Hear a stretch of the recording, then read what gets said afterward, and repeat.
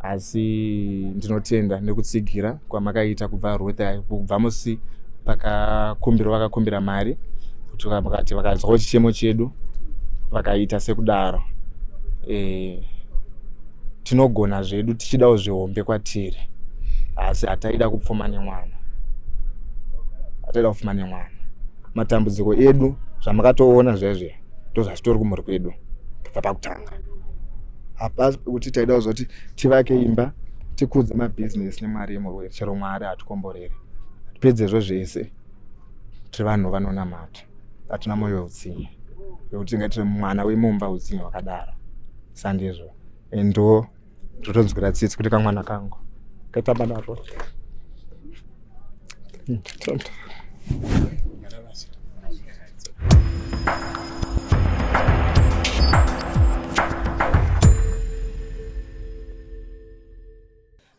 Mungatitsananguro here imimi ukama hwenyu naRuth Hwara? Okay, ndinotenda.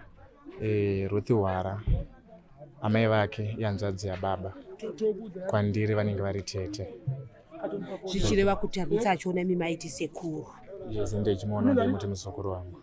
Tichiona imimi muri wechidiki, zvichida manga makore enyu anga akada kuenzana ake, mungatitsananguro here kuti imimi zviri kukubatai sei kuti muzukuru wenyu upenyu hwake hwapera, vamwe vachoti uchitoda kutotanga? Izvinhu zvinobata kuti munhu wakakura naye muzongotsakatika uye uchisara, zvinhu zvekuti nekutotarisirawo upenyu hwakewo hapana chakaipa chonoshoera munhu. Kuzwa kuti tikure kubva udiki kusvika patiri tingoti tese zvimwe zvakadaro, sezvinova zvinorwadza kuti rwendo rwake rwazogumira panzira. Tinoziva isusu kuti panoitika zvinhu zvese miromo inowanda. Iko zvino tinoona kuti pamasocial media pakatenderera nyaya dzakawanda wanda, vamwe vachiti pabuda mari yakati, mari haina kufamba nemazvo, pachibuda kunyangwe nemazita evanhu ainzi uyu ndiye anenge akashandisa mari yake, mari yakanga ichitumirwa munhu kuti arapwe.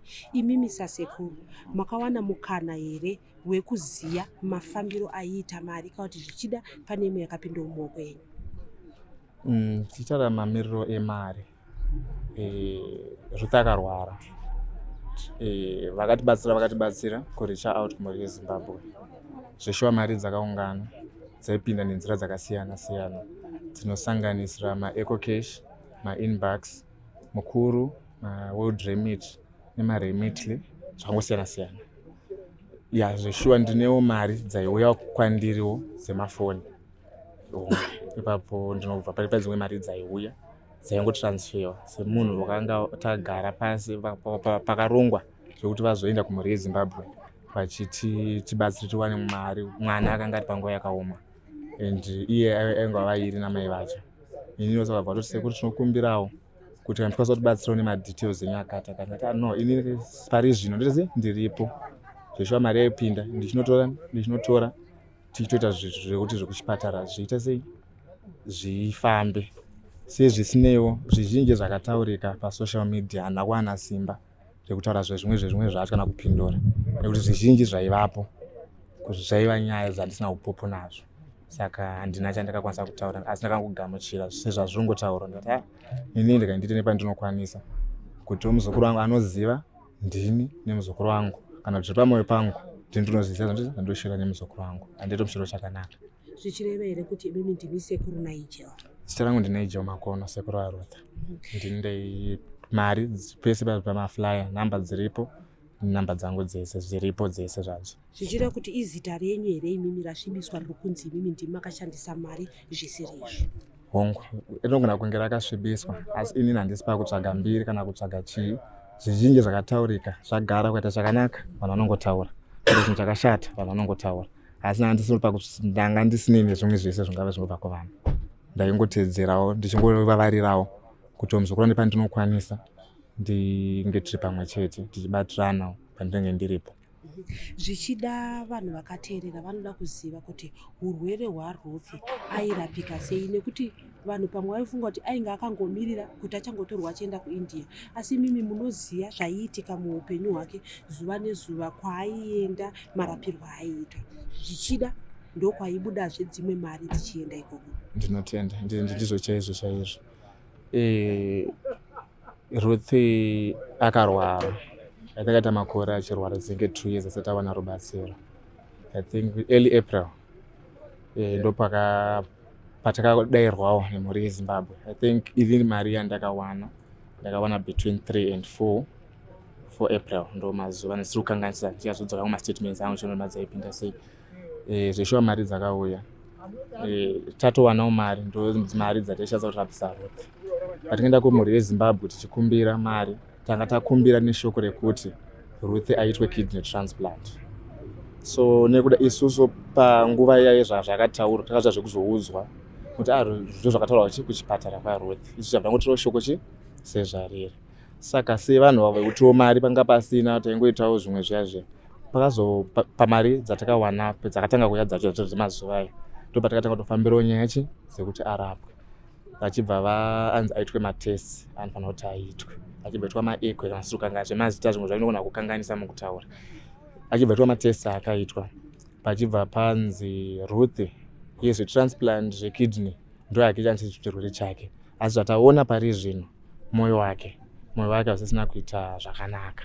Handisiri kukanganisa kuti moyo wake usisina kuita zvakanaka. It was wapa 22. Saka inyaya yekuti isusu ruzivo nezvekwanisa vanhu kuIndia tinenge tisina tiri kuitirawo mashure kana zviremba chiti ndo anotoudza kuti apa itai so apa itai so. Dr. achibva ati Ruth moyo wake itori below zvinotarisirwa kana minimum yacho itori below zvinotarisirwa zvacho. Saka sezvisinei Dr. akabva ati no, Ruth toda kuti aimprove, achinjirwe schedule yake yemadialysis at least akaita 3 sessions per week kuti zvikasike zvameno zvazvinoita mukati. Akaita 3 sessions per week achitorawo mapirisi ainzi anotengerwa every week kuti aita sei ange achishandisa.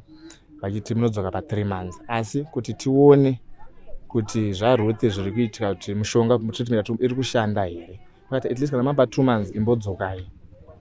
Zvesho takaita sekudaro 3 months dzaRuth patakaenda matests aifanira kukwana August uno, asi end of June early July akanawo matests.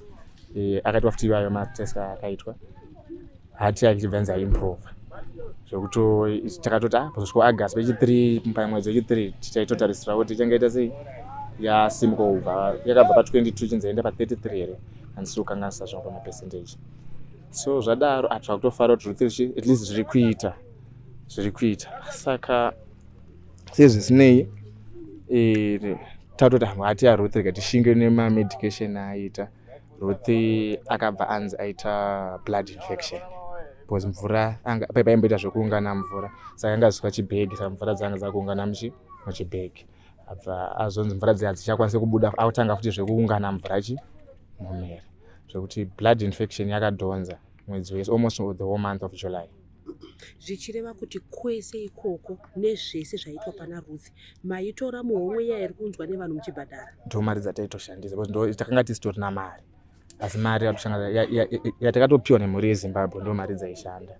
Zvichireva kuti imimi sekuru Nigel muri kuti kumhuri yeZimbabwe mari yamakaita entrust to us hatina kuita abuse, takaishandisa zvaifanira zvichishandiswa pana Ruth. Pane zvimwe zvatakasangana nazvo in the process, but mari dzaishanda, mari yese taiisa paurwere hwaRuth. Zvese pakanzi pane chakati inawo yekuti nebasa rangu ndinongoitawo zvemotikari, pamwe pacho ndaigona ndiripo kana pamwe pacho ndaigona ndiri kure, asi pavaitaura kuti parikudiwa mari yakati kana ndichikwanisa panguva ndazoa kuti tete pandiri ngandite makozi angu mari kuHarare kana nditi ningi ndingauye pamuri nemari. Handina kumbobvira ndamboita issue neizvozvo, asi pamazuva ekupedzisira pane pakandifonerawo pana ndiri kune rimwe basa randaitofambawo, ndakati tete izvozvi ndiri kure ndine zvandiri kuita handikwanisi kubata foni, ndatowana mukana nditaure newe, asi kana tete mune zvikwanisiro zvekuda nguva iyoyo itai, ndipe mazuva 2-3 ndinoyaiko kuti tese toita medzi dzacho tonanganisa. Ndaitirawo handizivi kuti ivo havo vakazozvitorawo sei kana zvakazobudawo sei, ndopekuti ipapo handina kukwanisa kuronga zvinhu. Ndangu anonga nguva yakadiki kubata foni yangu ndikwanise kufona zvivatsanangura, asi tichitopedza kuti takatonge tatonzwanana ndikatozororawo ndati ndo maitiro zvakazoita. Saka mari yese dzakaungana dzakabva kwakasiyana siyana, takaitawo issue ansoti anosanganisa zvinhu because ndaichipotera yehistory yaRuth and pedza yehistory ndotoenda kuishu yemari. Saka Ruth akaita blood infection chibva yatora almost the whole month of July. Saka aita month yaJuly pane paakabuda towards month end yaJuly tatopinda August. Atobuda aitoti vaita zveblood yatritwa. Sezvisinei aitawo mazuva mashoma ari kumba ndakanga ndisipo. Takazotorwawo nana baba vangu kutobva kwachiiswa kuchipatara achibva anzi Ruth astroke. Saka astroke kudaro ini pandakazodzokawo ndakangobatirawo basa panga pasirwo nevamwe vakanga varipo tichibatsiranawo zvakawanda zvakanga zvakungoitika but ndakangoti hazvina basa saka ndichifokasa nezveurwere. Zvaitawo stroke. Ruth vandaimuziva ari kumashure nezvakanga ava panguva iyoyo zvakanga zvasiyana and zvekuti waigona kuti ukamutarisa mwoyo wangu masodzi yaibuda zvandaiona nezviri kuitika nezvekuti even nanhasi inondibata. So sezvinei musi wekupedzisira Ruth dokta vakauya vachibva vati anenge ane ropa raklota mumusoro. Nenguva vakazvitaura hazvina kutora nguva Ruth akabva atisiya. Ndo mamiriro azvakaita paurwere hwaRuth zvekuti even TSF haina kuitwa August haina kwanisa kuitika. Ndo zvakaitika pana Ruth. Then tiri kunyaya dzemari. Indaitaura kuti mari tine mari dzaiswa kumaEcoCash, pane mari dzaiswa kumabhengi, poita mari dzaiya kumainbox machichiendete. Saka mari dziya zveshuwa dzakauya dzaipindira maoko angu and I was responsible for mari iyoyo. Takangoita urombo munyama I can say. Ruth achitanga I think between 3 na 4 pakaraizwa mari inokwana 13,000 muEcoCash. Sezvisineiwo takatrusta like ndakatoenda paEconet shop was ndo time yekuti mari yauya there's no time yekuti tiwaste unofanira kuti arapwe. Tibvanaenda paEconet vonaka like ndakangoona Econet shop yakagara panearby nekuti kumba kwedu kwana Ruth nechinhu kuzoti chiro zvakaita sei ikanokwera mari yadzaitsa zitorwe chibva ndaisira munhu mari kwakubva saka ndakamuti mari yakati unokwanisa here kundiwanira zvanzi ndinoiwana pakachiri makusei. Saka kuna sako mari ini ndoda 30 minutes kuenda kutauni kuti nekudzoka. Kana ndadaro mari yako inenge yapo. Chibva kuti since wazotaura kuti wanditi nditange ndaisa then wakuzoexplain it's okay chimwe pazviripo ndase ndimanyira kuchipatara. Chibva ndamhanya kuchipatara. Chibva ndati munhu I think ndakaita matransaction 3 musi iyoyo yakabata 13,000 the first was 6,000 like ine mabreakdowns ayo ndona kuvhiringidzika kana kumixa zvinhu but zvese zviripo. Saka after that nekuda kuti pamwe pacho taipedza late kuchipatara wangu and unenge watrust and uri musituation and watrust kuti Econet shop and zvese zvinogona zvakaita sei zvakajeka usingatarisire kuti unosangana zvatakasangana nazvo. Munhu akatanga kupa excuses and even to open that case zvakanetsa pastation ndakabva ndakanoreporta dzarasekwa vakatorangwa vachinzi nyaya yako isivo enda kurunare. Saka yakatora nguva ichidhirekwa point yekuti inini ndakatoendawo kumaofisa ndakaendawo ndati ndiri nyaya yakati ikuramba kuvhura ndizive kuti ndizvo here kana zvakafana like unoendawo session imwe wotora nyaya yako onzwa kuti vanovhura kuti uchangonzwa the same. Anzi nyaya yako ikai vabva vatora machagis vakaita sei vakachaisanzi vachibva vati isession ipi tipe nhamba dzemaofisa incharge ndikavapa vachibva vafona vachitrace maofisa nyaya yakati yakambosvika kuofisa umwe wekutanga akavapa chokwadi nyaya yakati takatomboinzwa asi mutakaisira maoko anenge azoti wakaita sei vachibva vafonerana ndobva vakazoitwa kesi zvekuti pakazoenda kukoti ndakanga hangu ndisipo ndandabuda nebasa. Saka vekoti havindanzi vane vemedia here ndo vakazopublisha nyaya nyaya ye13,000 yes it's true ye13,000 hapana kana senti yakarikavwa pa13,000 mari yakabuda 1.1 and 1.1 haina kuya kamwe chete yakauya in 3 batches zvizokanganisa. Kuchipatara kwamaienda imimi vakanga vasina here facility yekuti maikwanisa kunge maibhadhara neEcoCash zvekuti you needed cash? Ndisingazozivi zvangu because mabhizinesi anoranwa zvakasiyana. Kubvunza ndaibvunza but imwe tinoda cash. Saka zvazvinhu zvekuti and pamwe pacho zvekuti Ruth paakanga kuti azviteke paisabuda $100 pabuda mari dzakati rebei. iko zvinezvi munhu uyu akaita kuti mari itsakatike ari kupi, ari mukati here? Nyaya yacho yakazofamba sei? Zvaitika nyaya iyi manzuro andakaita senyaya yandikasira kumapurisa, ndakazongoona uchinzi akanzi abhadhire bail $100, then koti inoteera iri kumusi wa25-26 September ndo manzuro andakada kuzviita nevari kuiita nyaya yacho. Iye munhu yari kuramba mhosva yekuti imimi hamuna kumupa kuita transaction. Anewo side rakewo rakuita sei raari kuita, asiwo sezvinhu zvekuti zviri kuitika ende uri musi like zvinhu zvaitoitika, munhu anofanira kumira neside rake achimirawo neside rake. Ine handikwanisi kuti asi chokwadi chandinoziva ndo chandinozama, handina ndaitochero iye mameseji mufoni mangu ndaitomuzati kuti onaka hausi kuomesera inini nditone mwana, chero raita hauna kana mari yacho chimboita zvondikwanisa kubatsirika pane mwana, zvekuti we ended up takutoti end yanga nyaya yekuti pazvakaitika handina kukwanisa kuudza mhuri yeZimbabwe pazvakaitika, nekuti I knew this situation inoita sei inotisvitsa zvakanga zvakuitika ende watai to handle sezvazviri, nekuti kana zveuku zvikanonoka either way kumabasa kwanguwo ndichazongozama ndichiita ndichiti mari yemwana ita sei inge iri panzvimbo. Saka sezvinopane mari dzakaiswa mukuru kumabhengi, mari dzakaenda kuti ndakutongoti withdraw itoti hatitwa kudai sei mari ichitongotorwa itaiswa tichitoita zvinhu zvichitose tichitofamba. Zvinezvi kumhuri yeZimbabwe pasocial media pane mafigures arikutaurwa nevanhu kunzi mari iyi yakasvika yakadai. Imimi semunhu ane mari dzaisvikira mumaoko yenyu mungatitsanangurire kuti imimi mumaoko menyu mari dzakutaurwa nevanhu idzi hadidzo dzandakaona mumaoko angu makapinda mari yakadai? Zvikusiyana. Sorry ndikwangoemeta muchindibatsirawo. Pasocial media pakataurwa mari dzakawanda, handizozivi zvangu kuti ndoda kuti ndinyatsochekesa pane figa ipi ine 13,000 ndinonyatsoiziva iyoyo, handizoziva kuti pakutaurwa dzimwe dzakamirawo sei handidziziva kundoti ndinoiziva kuti figa yandiizive.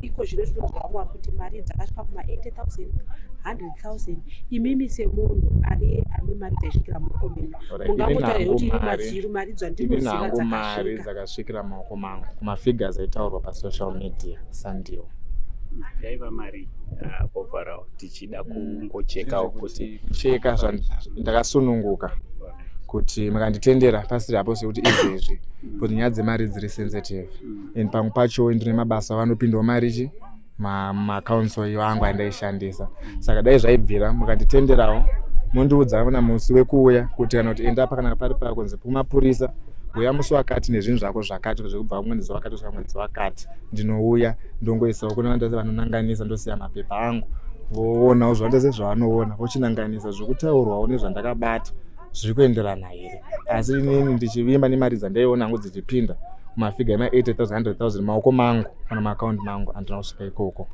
Asi makasvika zvamukangofunga kuti pamwe yakasvika kana muna zvokufungidzira kana ndosaka ndataura zvangu kuti zvokufungidzira handisi kuda, ndosaka ndati kana mukachinitendera ndinogona kuzoti kana paine kwandinogona kuenda ndoti mastatement angu kana kuti sunungukai ndiudze mastatement kudai kubva musi kusvika musi I'm okay nazvo ndoita miti dzavo tochiona kuti kutaurwa nezvandinazvo zvakapindawo mumaoko mangu zviri kuenderana because mukutaura ndoona kupozi chekata dhola unonzi watoba dhola kuita nyaya hombe.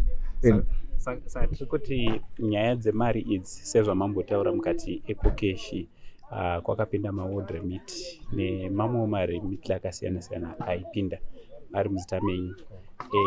Imimi mega ndimi maiva accountable pamari idzi, ndimi hamuna umwe here wemhuri wamaishanda naye wekuti maionesana kuti aiwa because tichitarisa mari yakawanda kudaro zvechokwadi zvamuri kutotaura kuti inogona kunetsa kunge muri munoitsanangura muri mega, hamuna here umwe wamaishanda naye wepadhuze? Zvaitika ndisingada hangu kutaura zvinhu zvakashata kana zvinopesanisa kana zvinodii, zvinhu zvekuti patakatoronga zvinhu handina kuzvironga ndiri ndega, tikatozvironga zvoti mari dzoiswa kuakaunti kwangu takazironga tina even inini nanatete nevamwewo vanochimbotsvaga toite kuuse it nevichichi chatakangobatana ndowakati ane idea inini chakashandiswa maaccounts ende vazimbozimashona kuti maaccounts emwana because iwo akati no since imimi munhu repatikumbirawo maaccounts enyu tishandise ndomayotakazvachi. Saka ndezvekuti vamwe ukama and ininiwo neurwere hwaRuth nemunhu ndakakura naye zvanga zviri zvinhu zvekutoti veukama yes vanenge varipo but vamwe vangona kurambira kuti hai ndatizvikwanisa but isong hatibatiriri kana zvinhu mhosva dzekutadzadzana tinopa kuyananisa vandoti vandokwanisa kuti no matter chero vanoti siyana nazvo zvichazokunetsa paibuda mashoko ekuti agona kudemotivate pandakangoti inini rega ndibatsire muzokura une pandinokwanisa zvinozouyawo and ive kuita chakanaka zvinhu zvokuti ndagara ndakatozviudza kuti nyaya idzi either way kana umwe musi tichasvika patiri nhasi. Ndibvunzo atsekura mubvunzo ndofuna muiri udzokera mashure. Uyu munhu wekokeshi wamakazokwanisa kuita transaction naye maizivana naye here kana kuti kangosotoziyana nawo but yanga ingoti panhu pandaipfuura mazuva ese and pato pakati sort of complex kaita pozoti chicken area yacho pane safe station poita maoffice echicken in bakers in poita ekone shop iripo sazoziya saka zvinhu zvokuti ndakatongotrust kuti vanhu towana mana setup yakadai so and zvinhu zvirichi legit. Then mabva mati iye ane side yestory yake kucourt muri kuziva here side yestory yacho timboinzwa kana zvamuri kuzivawo? Inini handikwanisi kutaura zvinhu zvekuudzwa kana muzvasa inini chandinoziva kuzosvika patakazosvika nyaya dzacho dzakaindudzanga dzakuwanda dzakunyepa zvakazondoti ndiende kumapurisa pamwe dai tine kuziyana kana kuwirirana taigona kutaura zvekuti tiite zvekuti vanhu tisasvike kumapurisa but semunhu anenge atobirwako and imari dzekuti dzinoda explanation mangwana zvinonetsa. Saka tirikungoti you are confirming, tiringotaurira hedu for the sake of the public vaiunganidza mari clarity, you are confirming kuti pane over $10,000 inogona kudaro iri yamakavharwa nevekokeshi? Ndizvo chaizvo. Kutaura kwatiri kuita nyaya yekuti Ruth akanga asisingori mwana wenyu chete akazopedzisira mwana weZimbabwe nokuti munhu waiti akanzwa nyaya yaRuth oti ini ndine $, rega ndiise 5 cents yandiinayo kuti Ruth abatsirikane. Saka iko zvino izvi sekuru mungataure here imimi makazvimira nemuromo wenyu kuudza muri yeZimbabwe kuti mari yamakaita intrust mumaoko mangu ndakaishandisa paurwere hwaRuth?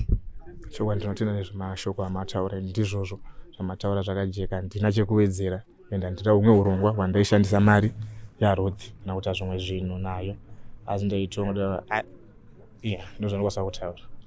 Makakura naRuth muri almost like same age. Mashoko apa muda kutaura kumuzukuru wenyu iko zvino izvi muzukuru aradzikwa nhasi uye mungatitauro here kuti aradzikwa akapfekei? Tadzwa mumwe taura kuti gauni rake ranga riripo imomo maaradzikwa. Patita Bodeville anga apfeka suti yake yaifarira anga riri blue then pazoita kuti gauni zvibva rawaridzwa pamusoro pebox rake achibva achengetwa rakadaro. Mashoko amuda kutaura kumuzukuru wenyu inyaya yekuti mashoko ekutotaura chaiyo handina kutoti handina zvekutaura nekutobatikana handina ndotangira papi ende zvese zvaiitika ndakazama nepandaikwanisa kuti no matter the situation ndichamira naye chero nhasi ndikanzi ndabanda ndavha ndadii I was okay with it but I know kuti inini zvese zvichendikanzi zvakati ndinogona kuprova zvandinji ndichikwanisira zvizhinji hangu kuti zvinhu zvekuti unopererwa asi azvoti even kusatyana kuti unopererwa unoshaya uzoti utangira papi and zvese zvemurezi zvakaitika ndina basa nazvo but ndotobatikana neupenyu hwemuzukuru wangu kuti azotitangira sandizvo zvataishowira and kana zvakuzobatanidzwa nevamwewo vanenge vasiri mubhutsu dzacho zvinobuda nepakasiyana asi chido chekutoti dai nhasi dai Mwari aitendera pamwe dai paasvika nhasi tisiri patiri tichitozamba pamwe nhasi titori kuchipatara totoenda ABCD totoita zvokuti aende. Ruth ashaika ane makore mangani? Ruth 26 because Ruth ndi 198. Mashoko amuda kutaura kumhuri yeZimbabwe nekuti sezvataona panapa zvinhu zvaisvikira muoko menyu zvichirati makaona udzamu nerudo rwakaratidzwa nemhuri yeZimbabwe. Mhuri yeZimbabwe rudo rwayo tinotenda nekuti tiri tega taizvigona ende hatishori asi zvinhu zvekuti zvizhinji zvakazobuda mukufungirana nemukutaura asi ndinotenda nekutsigira kwamakaita kubva musi vakakumbira mari kuti vakati vakanzwawo chichemo chedu vakaita sekudaro tinogona zvedu tichidawo zvihombe kwatiri, asi hataida kupfuma nemwana. Matambudziko edu zvamakatoona zvezve ndozvachitori kumhuri kwedu kubva pakutanga. Hapasi kuti taida kuzoti tivake imba, tikudze mabhizinesi nemari yemurwere, chero Mwari hatikomboreri. Pedzezvo zvese tiri vanhu vanonamata, hatina moyo utsinye yokuti tingatiri mwana wemumba utsinye wakadaro. Sandizvo endo ndotonzwira tsitsi kuti kamwana kangu katamba naro.